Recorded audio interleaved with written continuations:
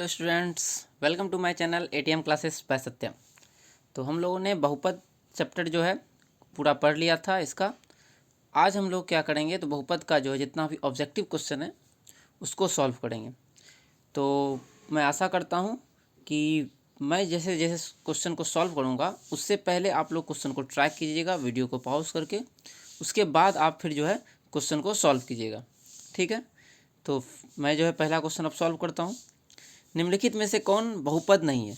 तो हम लोग जानते हैं कि बहुपद किसको कहते हैं, तो वैसा बीजीय व्यंजक जिसका घात जो है वो और ऋणात्मक पूर्णांक होता है। ठीक है, और ऋणात्मक पूर्णांक होता है। और ऋणात्मक पूर्णांक का मतलब हो गया कि घात क्या होगा, तो या तो 0 हो सकता है, या 1 होगा, या 2 होगा, या 3 होगा, इस टाइप का घात होगा। और किस पर घात होता है, तो वेरिएबल पर। x पे पावर जैसे 1 हो सकता है, x पे पावर 3 हो सकता है, x पावर या y पावर 6 हो सकता है, इस तरह से हो सकता है। लेकिन अगर इस तरह से दिया रहा है कि x पावर 1/2, तो ये क्या होगा, तो बहुपद नहीं होगा, क्योंकि इसका घात क्या हुआ, 1/2 जो है एक पूर्णांक नहीं है। या जैसे कि हम लोग लिखते हैं x पे पावर -2, तो ये भी नहीं हो सकता है, चूँकि क्या है, तो x पे पावर जो है -2 ये धनात्मक है, धनात्मक नहीं है। ठीक है, ये जो है ऋणात्मक है। इसी तरह से अगर हम लोग लिखते हैं 1/x, तो 1/x का मतलब होता है x पावर -1, तो x पावर -1 हो गया, इसीलिए 1/x भी क्या हो गया, बहुपद नहीं हुआ। अब हम लोग आते हैं अपने क्वेश्चंस पर।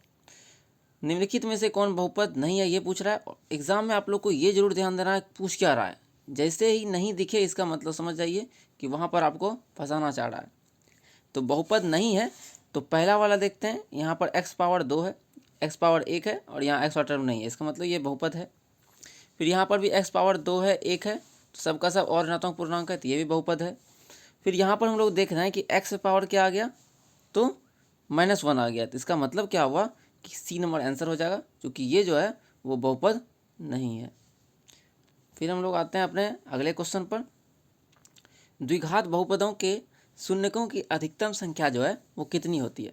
तो हम लोगों ने पढ़ा था कि अगर कोई रैखिक शून्यक है, अगर कोई रैखिक बहुपद है, तो उसका घात कितना होता है, 1, और उसके शून्यकों की संख्या भी होती है 1। उसी तरह से अगर द्विघात बहुपद है, द्विघात बहुपद है, तो उसके घात की संख्या हो गया 2, और शून्यकों की संख्या भी हो गए 2। उसी तरह से त्रिघात के लिए शून्यकों की संख्या क्या थी, 3 थी, और उसका घात भी 3 होता था। और एक चीज़ और हम लोगों ने सीखा था, अगर कोई बहुपद जिसका घात n हो, उसके शून्यकों की संख्या n होगी, मतलब कि जितना घात उतना ही उसकी बहुपद की संख्या, शून्यकों की संख्या। तो यहाँ पर क्या है, द्विघात बहुपद है, तो द्विघात बहुपद का घात कितना होता है, 2, इसलिए इसके शून्यकों की संख्या भी हो जाएगी 2। अब आते हैं हम लोग थर्ड क्वेश्चन पर। 2x² - 4x - 6 का एक शून्यक, तो इसका एक शून्यक हम लोग को निकालना है। तो एक तरीका तो है कि हम लोग इसको एक्सपेंड कर लें, ठीक है, इसको जो है मिड टर्म स्प्लिटिंग से ब्रेक कर ले और बना ले। दूसरा तरीका ये है इसको सॉल्व करने का कि ऑप्शन को हम लोग रखें इसमें। तो पहला ऑप्शन हम लोग रखते हैं x जगह पर 1, ठीक है, x जगह पर 1 का स्क्वायर, फिर 4 गुना 1, फिर जो है -6। जहाँ जहाँ x था वहाँ वहाँ हम लोगों ने क्या किया, तो 1 रख दिया ऑप्शन से।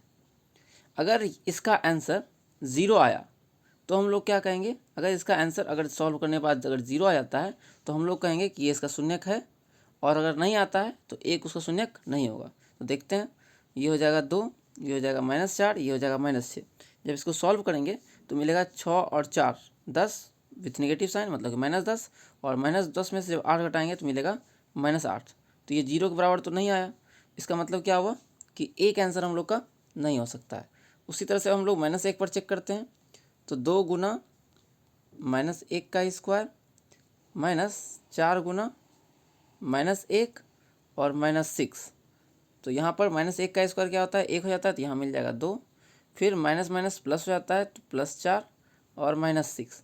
तो यहाँ पर हम लोग देखते हैं 4 2 6, और 6 में से 6 घटेगा तो आ जाएगा 0। तो इसका आंसर -1 रखने पर 0 आ रहा है, इसलिए यह जो है क्या होगा, तो गिवन जो बहुपद है उसका एक शून्यक होगा। फिर अगला क्वेश्चन है कि m के किस मान के लिए -4 बहुपद का एक शून्यक है? तो अभी तुरंत हम लोगों ने क्वेश्चन नंबर 3 में देखा था कि यदि कोई नंबर उसका शून्यक होता है तो उसमें क्या होता है, एक्स की जगह पर, जैसे ये शून्यक है 4, तो एक्स की जगह पर अगर हम इसको बैठा दें तो इसका आंसर क्या आना चाहिए, 0 आना चाहिए। तो वही हम लोग करेंगे।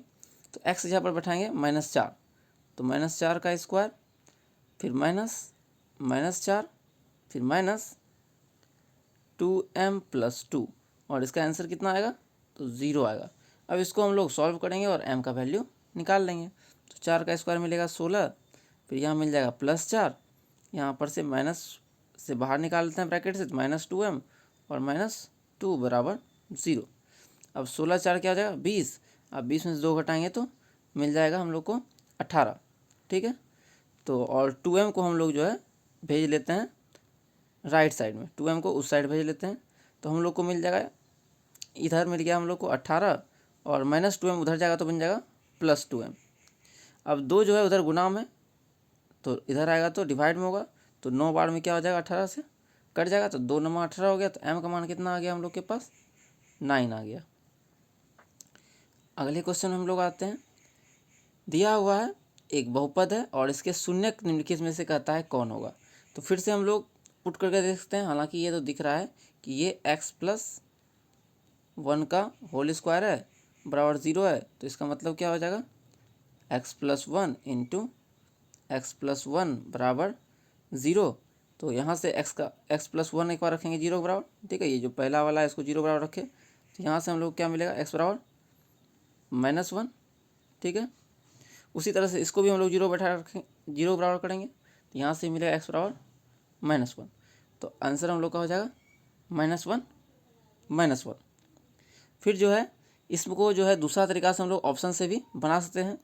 जैसे ऑप्शन हम लोग रखेंगे 1 और 2, अगर दोनों को रखने पर आ रहा है 0 इसका वैल्यू तो शून्य होगा, अदरवाइज नहीं होगा। तो यहाँ पर रखते हैं 1 का स्क्वायर प्लस 2 गुना 1 प्लस 1।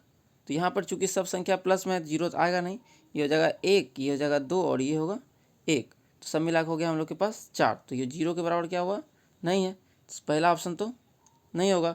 फिर यहाँ इसमें भी 1 है, 1 पर हम लोग ऑलरेडी चेक कर चुके हैं, तो ये ऑप्शन भी नहीं हो सकता है। फिर इसमें भी 1 दिया हुआ है, तो ये ऑप्शन भी नहीं हो सकता है। तो बचा हम लोग का ऑप्शन सी। तो ऑप्शन से भी हम लोग इसको बना सकते थे। अब आते हैं 6 नंबर पर। बहुपद px का एक गुणनखंड दिया हुआ है हम लोग के पास 5x-2। तो हम लोग को निकालना है px का एक शून्यक निकालना है। तो जैसे ही कोई गुणनखंड होता है तो px-2 क्या है, उसका गुणनखंड है। तो यहाँ से हम लोग क्या करेंगे, इसको 0 के बराबर पुट कर देंगे, तो हम लोग को क्या मिल जाएगा, शून्यक मिल जाएगा। इसको उस पर सॉल्व कर लेना है। तो 5x बराबर हो जाएगा, 2 उधर जाएगा तो +2, तो x बराबर क्या मिल जाएगा 2, फिर 5 इधर क्या है तो गुना में, इधर आएगा तो भाग में आएगा, तो आंसर आ जाएगा 2/5, ऑप्शन बी।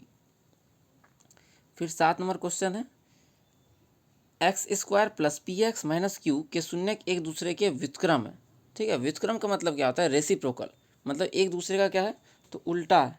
अगर एक है 4 तो दूसरा 1/4, एक है 5 तो दूसरा 1/5। तो हम लोगों ने बहुपदों का जो है पढ़ा था योग, ठीक है, और बहुपदों का गुणनफल द्विघात बहुपद के लिए। बहुपदों का गुणनफल क्या होता था, अल्फा इंटू बीटा बराबर था माइनस ऑफ एक्स का गुणांक और एक था डिवाइड बाय x² का गुणांक, ठीक है। तो यहाँ पर क्या है, तो शून्य एक दूसरे का रेसिप्रोकल है, ठीक है। यहाँ पर क्या था, तो ये अल्फ़ा प्लस बीटा का मान था, और फिर अगला था alpha into beta. Alpha into beta और क्या था, तो अचर पद और डिवाइड बाय फिर से x² का गुणांक। तो चूंकि हम लोग के पास क्या दिया हुआ है, एक दूसरे का व्युत्क्रम दिया हुआ है, मतलब कि एक दूसरे का उल्टा दिया हुआ है, तो हम लोग क्या करेंगे, शून्यकों का गुणनफल का यूज़ करेंगे अभी। तो शून्यकों का गुणनफल, यहाँ शून्य क्या दिया हुआ है, एक दूसरे का व्युत्क्रम, मतलब कि एक अगर अल्फ़ा है दूसरा 1/α हो जाएगा। और इसका फॉर्मूला क्या होता है शून्य का गुणनफल का, अचर पद और बटे x² का गुणांक। तो यहाँ पर हम लोग के पास अचर पद क्या है, तो यहाँ अल्फ़ा और अल्फ़ा कट के आ जाएगा इस साइड 1, और अचर पद है यहाँ पर दिया हुआ हम लोग के पास -q, ठीक है। और एक्स स्क्वायर का गुणांक क्या दिया हुआ है, तो एक्स स्क्वायर में क्या गुना है, तो एक है, एक। तो यहाँ से हम लोग क्या मिल जाएगा, ये माइनस को हम लोग उधर भेज देंगे तो क्यू बराबर मिल जाएगा -1। ठीक है, तो ऑप्शन ए सही हो जाएगा। फिर है 8 नंबर। 8 नंबर में कहता है कि बहुपद एक दिया हुआ है हम लोग के पास और उसका एक शून्यक दिया हुआ है, तो के का मान निकालना है। तो सिंपली हम लोग क्या कर लेंगे, चूँकि ये शून्यक है -3, तो इसमें हम लोग जब पुट करेंगे इसको 0 कर देगा और वहाँ से के का वैल्यू हम लोग निकाल लेंगे। तो 3 का स्क्वायर माइनस के इंटू 3 -42 बराबर 0। तो यहाँ से हो जाएगा 9 - 3k -42 बराबर 0। 3k को हम लोग यहाँ रखते हैं -3k और 9 में से जाएगा ये, तो हो जाएगा 33 माइनस में बराबर 0। तो फिर उस साइड ले जाते हैं हम लोग तो मिलेगा -3k बराबर 33 और के बराबर कितना आ जाएगा 33/-3। यहाँ से कट कर लेंगे तो आएगा 3 से 11 और में कट जाएगा और माइनस में आंसर हम लोग को मिल जाएगा। तो -11 और यहाँ मेरे ख्याल से प्लस में आना चाहिए था। अच्छा, शून्य जो रखना था हम लोग को -3 रखना था और हम लोगों ने +3 रख दिया है। तो देख लेते हैं, यहाँ पर -3 का स्क्वायर होगा, यहाँ पर भी -3 होगा, तो -3 का स्क्वायर 9 हो जाएगा और यहाँ माइनस और माइनस गुना होकर प्लस हो जाएगा और यहाँ 42। तो यहाँ से +3k बच जाएगा और बाकी तो कुछ है नहीं, यहाँ भी +3k बचेगा, इसलिए k का वैल्यू कितना आ जाएगा, तो 11 आ जाएगा। तो ऑप्शन सी आ जाएगा। फिर आते हैं हम लोग 9 नंबर पर। इसमें दिया हुआ है द्विघात बहुपद एक दिया हुआ है और इसके शून्यकों का योग निकालना है। तो शून्यकों का योग का फॉर्मूला क्या होता है, तो अल्फ़ा प्लस बीटा बराबर होता है -x का गुणांक डिवाइडेड बाय एक्स स्क्वायर का गुणांक। ठीक है, तो यहाँ पर क्या दिया हुआ है, x का गुणांक है 4 और एक्स स्क्वायर गुणांक भी है 4। ठीक है, x का गुणांक 4 है और एक्स स्क्वायर गुणांक भी 4 है और एक निगेटिव साइन है, इसको कैंसिल कर लेंगे तो 4 एक बार में कट जाएगा और निगेटिव साइन के साथ आ जाएगा। तो -1 हम लोग का आंसर हो जाएगा। फिर 10 नंबर क्वेश्चन हम लोग देखते हैं कि द्विघात बहुपद एक दिया हुआ है और उसके शून्यकों का गुणनफल हम लोग को निकालना है। ठीक है, तो शून्यकों गुणनफल का क्या फॉर्मूला होता है, शून्यकों गुणनफल फॉर्मूला होता है अचर पद डिवाइड बाय एक्स स्क्वायर का गुणांक। ठीक है, तो यहाँ पर अचर पद कितना हो गया, तो अचर पद हम लोग देख रहे हैं -4 दिया हुआ है, तो -4 और एक्स का गुणांक क्या है, तो एक्स स्क्वायर में गुना है 1, तो आंसर कितना हो जाएगा -4। ठीक है, ऑप्शन डी हो जाएगा। ठीक है, इस वीडियो में हम लोग इतना ही करेंगे, फिर आगे के वीडियो में हम लोग इससे आगे प्रोसीड करेंगे। अगर आप लोग को ये वीडियो पसंद आता है तो आप लोग लाइक का बटन दबा दीजिएगा और वीडियो को पहले आप लोग खुद से सॉल्व कीजिएगा सारा क्वेश्चन को, फिर ये क्वेश्चन को देखिएगा सॉल्यूशन, तब जाके आपको थोड़ा सा ज़्यादा फायदा होगा। धन्यवाद।